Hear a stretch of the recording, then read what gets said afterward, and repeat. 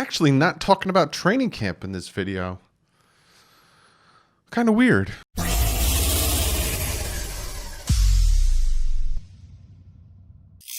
What is up, Finn fans? I think they had training camp today, but they didn't really talk about it. We had some assistant coach interviews, but we did have this awesome video of Byron Jones smacking a pass down, doing his thing like a chicken wing in camp. But other than that, they didn't.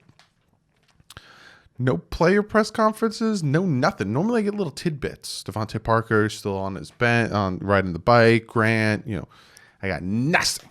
So I thought to myself, this is the perfect time to kind of go back to my old style. Not my old style. We'll go back to the pre-camp videos. And that's why you're getting this bad boy. If you can tell by the title, we're talking about the reasons you should be excited for the 2020 season. But before we jump into that sexy stuff, I got some new patrons. Seriously, you guys, like every day I see more patrons, it blows me away. I'm going to do so much more for you guys that are joining the Patreon. It means the world to me. I got Austin Rossi and Roadrunner, $4 patrons, and Mark Sconners. I apologize if I pronounced your name wrong.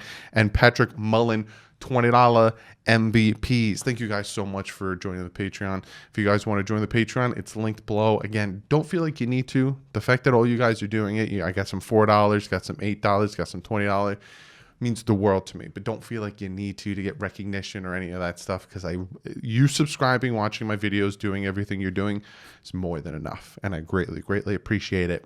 But let's jump into this sucker, right?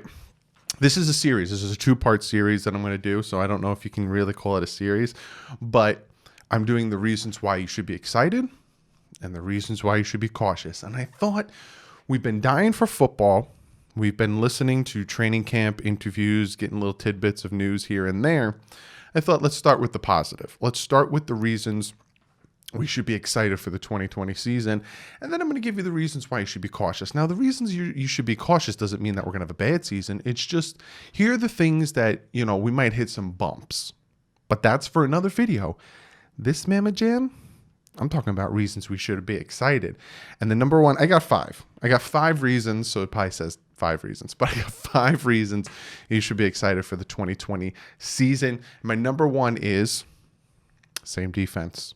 Same defense, but even better, if that makes any sense. That kind of coincides with some other ones, but it's the same defense. Brian Hoyer, Josh Boyer was the secondaries coach on the Miami Dolphins in the 2019 season.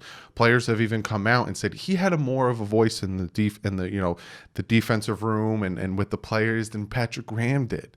It's the same exact defense. The defense hasn't changed. So the guys that have been here, Nick Needham, Christian Wilkins, Godchow, Aguavin, Van Ginkel, Baker, Rowe, McCain, all these guys that have been here aren't having to learn a new system. So the defense is going to be much better than last season.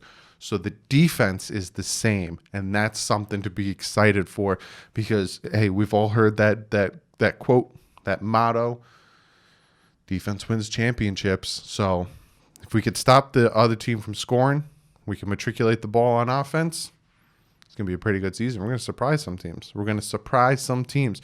My number 2 reason to be excited for the 2020 season, we won 5 games last year. 5 games. At one point, people thought we were going 0-16. At one point, people thought we were purposely doing this, bashing us, saying this team is a disgrace, this team is this team is that. Those same people, that same person, you guys know who it is, I'm not even going to say his name, later in the year said that Brian Flores should be nominated for Coach of the Year because for winning 5 games. We won 5 games with a practice squad. A lot of our starters, a lot of the big bad guys were out by the time we started winning games. We beat the Jets, we beat the Colts, we beat the Eagles, we beat the Bengals, we beat the Patriots. A lot of our starters were out at that point. We won 5 games with that talent. You're adding on Byron Jones, Kyle Van Noy, Agba, Lawson, Flowers. Then you're adding draft picks. Don't forget Fedulum. Don't forget Gruger Hill. Don't forget Roberts. Those guys, yeah, they're not big, sexy draft picks, but they're going to do something on this team. Like I said, you got draft picks. I'm hearing very good things from Noah Igbenogany. I'm hearing very good things from Malcolm Perry. I'm hearing good things from Brandon Jones. We all know about Tua Tagovailoa. I'm not hearing much from Austin Jackson, and I like that. He's not getting beat. He's not getting, pancaked. It's good to not hear much from an offensive lineman. I'm hearing great things from Solomon Kinley, though. Fortunately, we have the Curtis Weaver situation, but Strawbridge, I'm hearing really good things from as well. A lot of better talent, more talent on this team. Brian Flores' people are on this team. 2019, he started jettisoning people that didn't want to take on his whole thought process on the team and people that weren't going to fit his scheme. He now is adding his scheme's people. So we had 5 wins with that. Sky's the limit with that one. The number 3 reason to be excited for the 2020 season, the offensive line can't get any worse than it did last year. I'm going to be honest with you, right? Offensive line was doo-doo butter. Was hot, stinking in the sun. The Miami Heat, garbage. We brought in Ted Karras, very solid center from the New England Patriots. The Patriots even tried to keep him, and he took less money to come to Miami. That shows how good this player can be, especially if Bill Belichick and the Patriots tried to keep him. We bring in Eric Flowers. Everyone's like, Eric Flowers, left tackle, was garbo for the Giants. Did much better at left guard for the Washington football team. It's so weird to say that. And then we bring in draft picks. Solomon Kinley, like I said, big guy. Austin Jackson, big physical athletic guy. We bring in Robert Hunt, another very good guy. Jesse Davis. Don't sleep on Jesse Davis. Yes, he had a very bad year last year, but he is a solid offensive lineman. They took Dieter, put him at center because they want to use this guy. Big offensive line. We got 4 tons of humanity on this offensive line. So it can't get any worse than last year. So if it's any better than last year, that's something big excited for. The number 4 reason to be excited for the 2020 season, this offense is more player friendly. Chan Gailey's coming in. He's making an offense that the players will understand. He's making an offense that the players will get, that they will perform in, and then they can thrive in. Chad O'Shea was coming in. He's trying to be Bill Belichick 2.0. He was trying to throw in some, we're going to do these, we're going to do that. But he never cared about protection. He was more fancy routes and this and that. And a lot of times the people didn't understand it unless you're a Harvard grad like Fitzpatrick. So they bring in Chan Gailey. They bring him in. He's even said countless times in interviews, it's a player-friendly offense. He doesn't care how the play ends. He just wants it to end with a touchdown. Do what you got to do.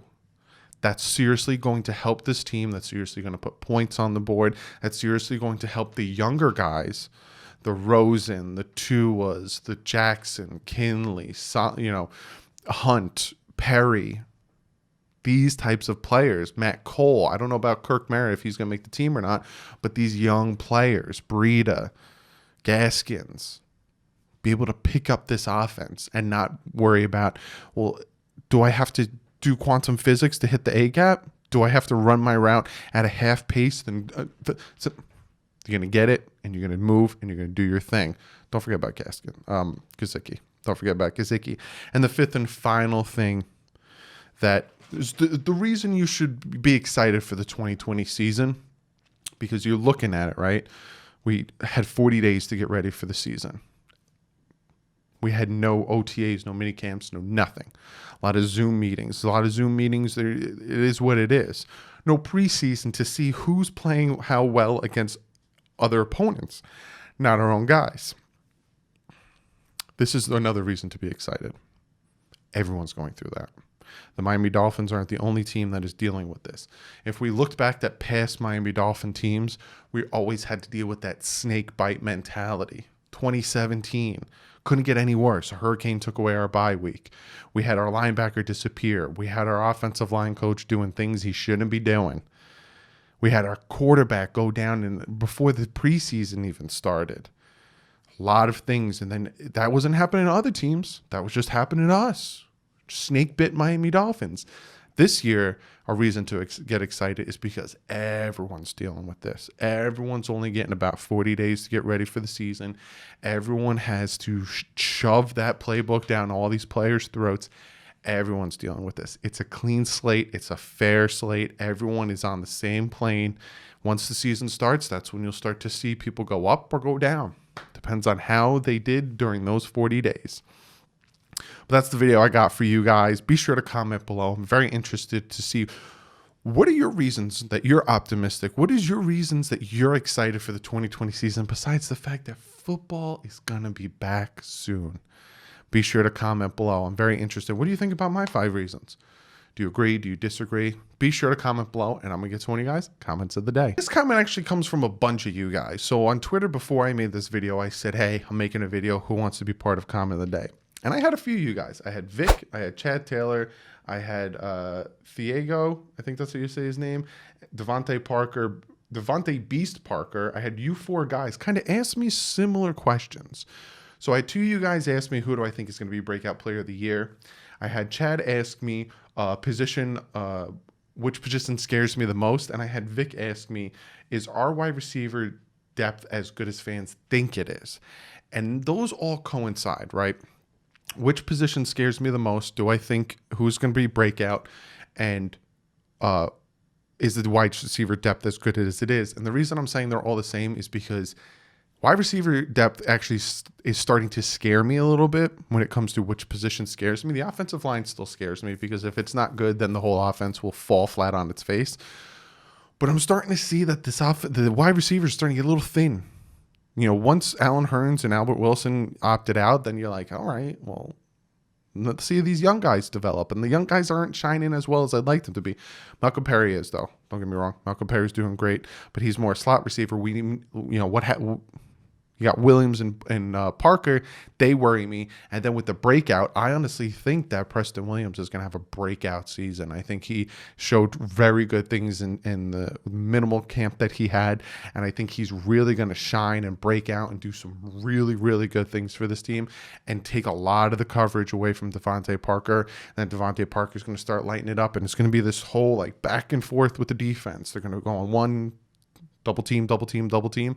It's going to be very interesting. So I honestly think my breakout player is going to be Preston Williams on offense. Defense, I really would love to see Christian Wilkins break out. I still am pulling for that guy. I love him. I love the pick.